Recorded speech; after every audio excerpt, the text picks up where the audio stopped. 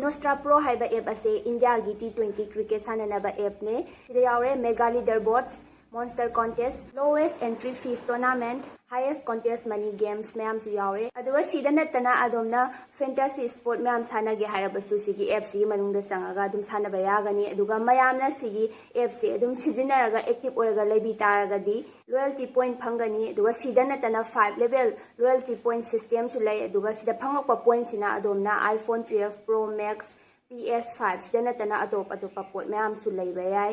adudi mayam sigi app sibu active oraga loibiro adudi hojik mayam ai makhada description da link to hapsaramge mayam khudakta download tawbiro aduga game si enjoy tawbiyo aduga paisa sutan biyo aduga adomna register tawbaga adomda bonus point kaloinana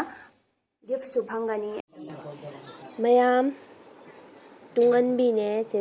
farm dagi purakpane moi si kilo da lupa 220 pi mi mayam lay nga se purakpaga phatla hodari sat loi deba ado moi se phajana su ole ado khoji kilo 35 lawge tawbane handak sai gi mi na ba kanghan na ba lawge tawbane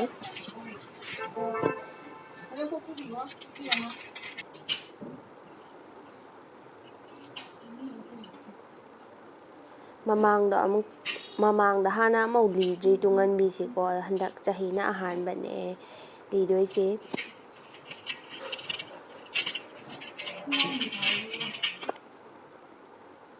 sida layre si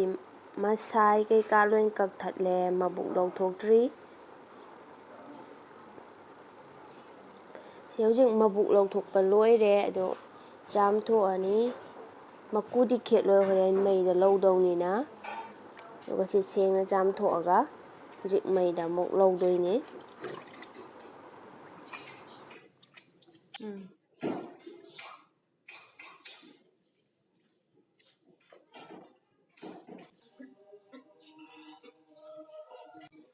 sina taraga sanaba khaidokubane ado hojik mai thagatle lawba horage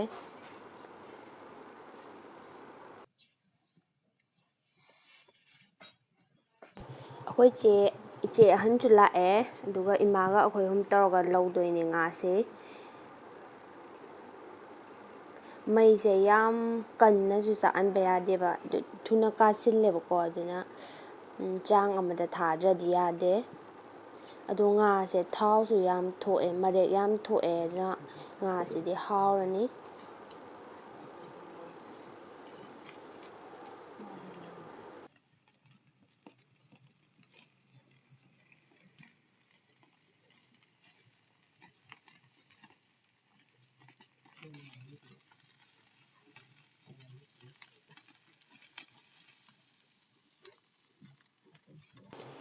sida nga law loibase si horen mo maida mo hapkhidoineba sisina horen sigi wai sida thari se horen pulap chakra matungda utki ma asaba leibado aduiduna mo maninduna mo kangandoine nga si nga lawbase ningtham thadana khara phai haidi ingmanina ko mai manakta leibasi nungaidana adu kalendaga lawba oyadi ko yam sabanina nungaiteba aduga nga sisu ningtham thadana ingakandana nga se mahau heli ga so haine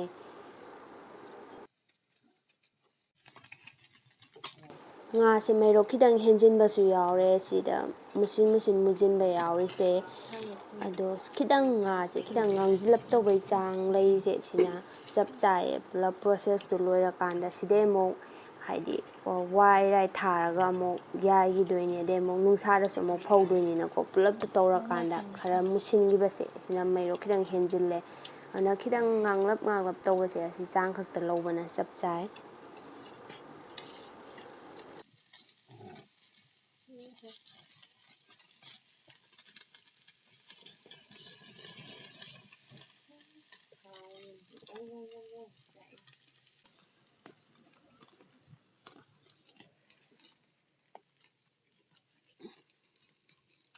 ꯉꯥꯁꯦ ꯇꯪꯈꯥꯏꯒꯤ ꯆꯥꯡꯗꯤ ꯂꯧꯕ ꯂꯣꯏꯁꯤꯜꯂꯛꯑꯦ ꯍꯧꯖꯤꯛ ꯁꯤꯁꯤ ꯂꯧꯕ ꯂꯣꯏꯔꯒ ꯅꯨꯡꯁꯥꯗ ꯉꯥꯏꯍꯥꯛꯇꯪ ꯑꯃꯨꯛ ꯐꯧꯗꯣꯛꯈꯤꯗꯣꯏꯅꯦ ꯍꯥꯏꯗꯤ ꯃꯩꯔꯥꯏꯁꯨ ꯋꯥꯏꯔꯥꯏꯁꯨ ꯆꯥꯛꯊꯣꯛꯄ ꯉꯥꯏꯕ ꯑꯣꯏꯅ ꯑꯗꯨꯗ ꯑꯃꯨꯛꯇꯪ ꯊꯝ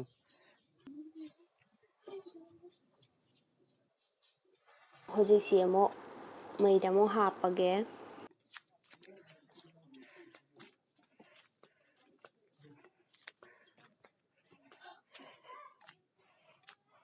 ꯑꯗꯨꯗꯨꯝ ꯌꯥꯎꯖꯥꯠꯅꯤ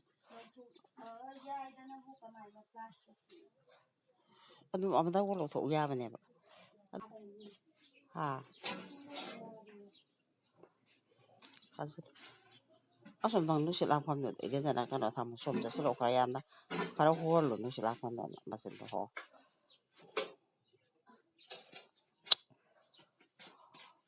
ꯍꯣ ꯑꯗꯨꯅ ꯃꯈꯥ ꯊꯥꯡꯒꯟꯈꯣ ꯉꯥꯏꯍꯥꯛ ꯃꯩ ꯀꯥꯗ꯭ꯔꯤꯀꯥꯟꯗꯨꯗ ꯉꯥꯃꯨ ꯃꯈꯩꯗꯤ ꯌꯥ ꯍꯣꯏ ꯑꯣ ꯍꯥꯞꯄꯣ ꯍꯥꯞꯄꯣ ꯌꯥꯏ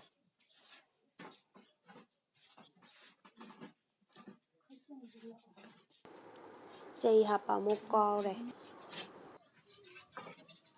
ꯆꯩꯁꯤꯅ ꯀꯩꯅꯣ ꯇꯧꯅꯕꯅꯦ ꯃꯊꯛꯂꯥꯏ ꯈꯔ ꯀꯥꯍꯜꯂꯒ ꯅꯨꯡꯁꯤꯠ ꯆꯪꯅꯕꯅꯦ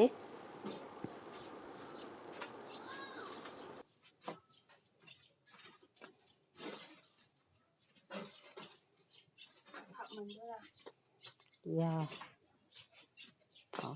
ꯑꯗꯨ ꯈꯔ ꯊꯨꯗꯦꯛꯑꯗꯤ ꯐꯗꯧꯕ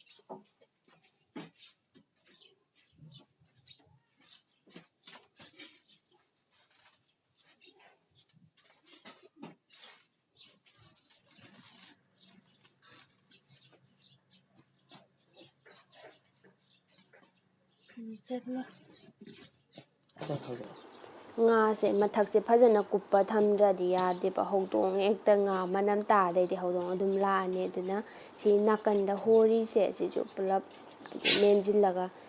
ꯍꯥꯏꯗꯤ ꯅꯜꯂ ꯊꯝꯗ ꯌꯥꯗꯦ ꯃꯊꯛꯇ ꯑꯔꯨꯝꯕ ꯄꯣꯠꯅ ꯅꯠꯇ꯭ꯔꯗꯤ ꯃꯣꯏꯗꯤ ꯃꯈꯨꯠ ꯑꯄꯤꯛꯄꯗꯨꯅ ꯍꯦꯛꯇ ꯈꯣꯗꯣꯛ ꯂꯩꯔꯝꯃꯦꯕ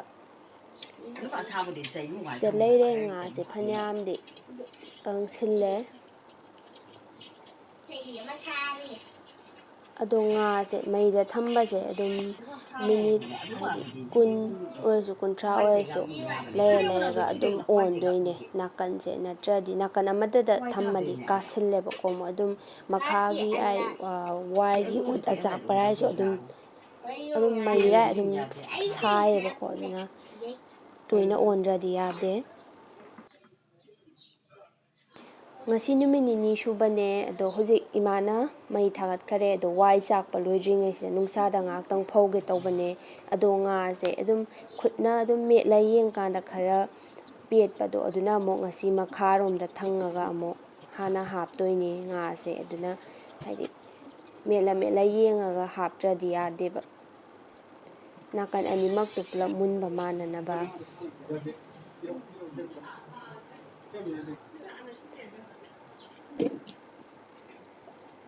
ꯉꯁꯤꯗꯤ ꯅꯨꯡꯁꯥꯁꯨ ꯐꯖꯅ ꯁꯥꯔꯦ ꯑꯗꯣ ꯉꯥꯁꯤ ꯉꯥꯛꯇꯪ ꯐꯧꯗꯣꯛꯏꯒꯦ ꯃꯩ ꯆꯥꯛꯄ ꯂꯣꯏꯕ ꯉꯥꯏꯕ ꯑꯣꯏꯅ ꯉꯔꯥꯡ ꯑꯍꯤꯡꯗꯤ ꯅꯣꯡ ꯇꯥꯕꯅꯦ ꯑꯗꯣ ꯉꯁꯤꯗꯤ ꯉꯥ ꯐꯧꯅꯦ ꯈꯪꯕꯩ ꯑꯣꯏꯔ ꯃꯥꯜꯂꯦ ꯅꯨꯡꯁꯥꯁꯤꯁꯨ ꯐꯖꯅ ꯁꯥꯔꯦ ꯑꯗꯨ ꯁꯦꯝꯃ ꯂꯦꯡꯒꯤ ꯃꯌꯥꯏꯒꯤꯗꯨ ꯂꯦꯡꯒꯤꯅꯤ ꯂꯦꯡꯍꯟꯒꯅ ꯑꯗꯨꯝ ꯌꯣꯡꯈꯠꯂꯨ ꯎꯝ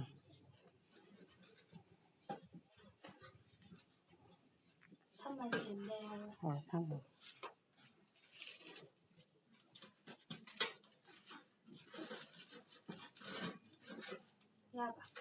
ꯊꯝꯃ ꯏꯟꯈꯠꯂꯣ ꯑꯣ ꯑꯗꯨꯃꯥꯏꯅ ꯇꯧꯍꯜꯂꯣ ꯉꯥꯁꯦ ꯐꯅꯌꯥꯝꯗꯤ ꯀꯪꯁꯤꯜꯂꯦ ꯑꯗꯨꯅ ꯃꯩꯗ ꯍꯥꯞꯄꯁꯦ ꯉꯁꯤꯒ ꯍꯥꯞꯄꯒ ꯌꯥꯗꯧ ꯃꯥꯜꯂꯦ ꯉꯁꯤ ꯄꯨꯔꯥ ꯅꯨꯃꯤꯠꯁꯤꯃ ꯄꯨꯂꯞ ꯅꯨꯡꯊꯤꯟꯁꯤꯃ ꯍꯥꯞꯄꯗꯤ ꯑꯗꯨꯝ ꯌꯥꯔꯅꯤ ꯑꯗꯣ ꯑꯍꯥꯟꯕ ꯍꯥꯞꯄꯗ ꯉꯥꯏꯔꯤꯉꯩꯗꯗꯤ ꯃꯩꯁꯦ ꯁꯥꯔꯤꯃꯤꯅꯀꯣ ꯈꯔ ꯇꯣꯏꯅ ꯑꯣꯟꯗ꯭ꯔꯗꯤ ꯌꯥꯗꯦꯕ ꯑꯗꯨꯝ ꯃꯩꯒꯤ ꯆꯥꯡꯗꯨ ꯌꯦꯡꯉꯒ ꯁꯪꯉꯒ ꯑꯗꯨꯒ ꯍꯣꯔꯦꯟ ꯃꯩꯗꯨ ꯈꯔ ꯏꯪꯊꯈ꯭ꯔꯒ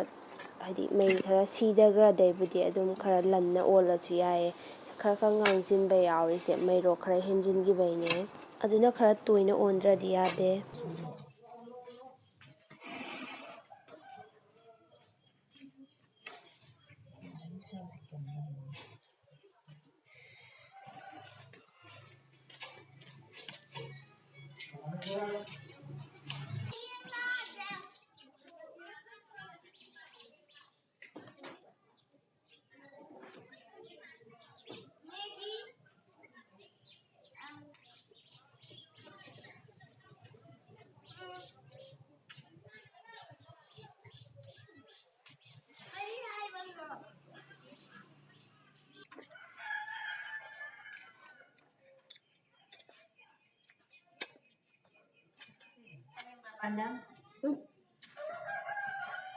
Amba, aduh.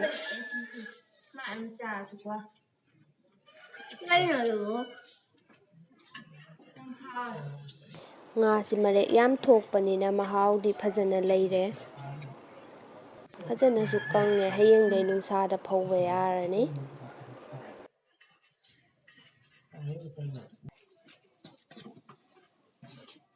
Ana ai hakta nang hayro kaido tika ka khanto challoy haira ni. Sira jam sahalo. Khoi thada thok.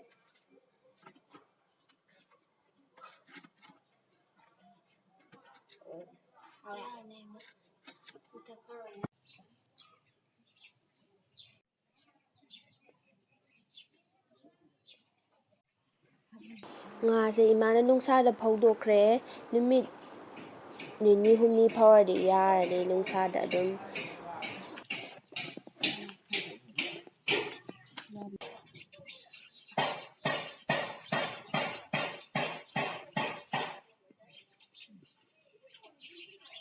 Ngasi phajana kange hujik aduna chapuda hanjilage. Ado mayam ay mamangda so haigre handak na ahanbane khoi Tunghanbi sumaina kangalise ado yam hau lairame ado mayam hana adum kanganbasu yaubiramgani ado hana chadriba oitargadi mayam su try tawga yengbiyo yam hawe ngase do ngasidi phajana kangandabadi yade kangidradi ko sum kuina thamakanda moi taw changbra haibra kaino tin nama leibaneba adidu hekta tholakpane aduda ngasidi phajana kangallaga oina thamdoine kuina thamge hai taragadi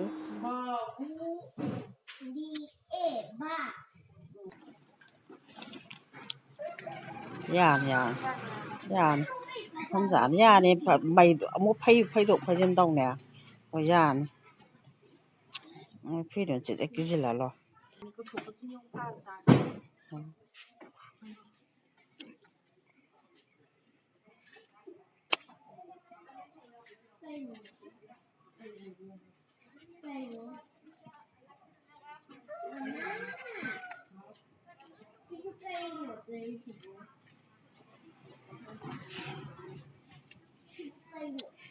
Bidon